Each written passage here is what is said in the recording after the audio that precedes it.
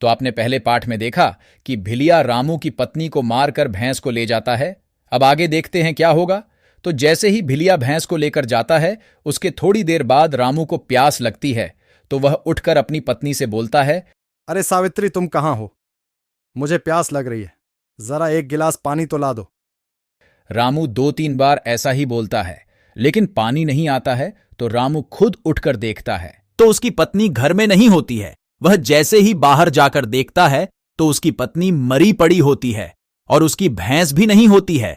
तो रामू अपनी पत्नी को देखकर रोने लगता है। अरे सावित्री, क्या हो गया है? तुम कुछ बोल क्यों नहीं रही हो? कुछ तो बोलो। और हमारी भैंस कहाँ है? सावित्री, आंखें तो खोलो। लेकिन सावित्री के ना बोलने से रामू समझ जाता है कि वह मर चुकी है।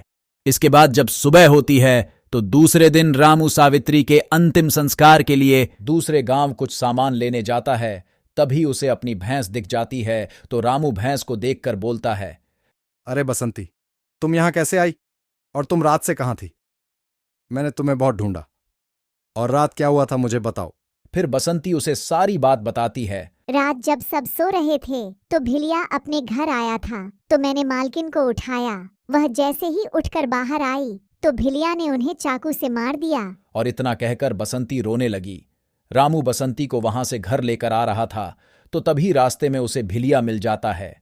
भिलिया जैसे ही रामू को देखता है तो रामू को देखकर वह डर कर भागने लगता है और भागते हुए वह ठोकर खाकर एक चाकू पर गिर जाता है।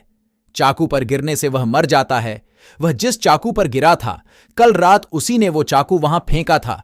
फिर बसंती और रामू यह सब कुछ देखकर बहुत ज्यादा खुश हो जाते हैं। फिर रामू बसंती से बोलता है, देखा तुमने बसंती, जो किसी के साथ बुरा करता है ना, तो उसके साथ भी बुरा ही होता है। फिर रामू बसंती को लेकर घर आ जाता है और फिर रामू सावित्री का अंतिम संस्कार कर देता है।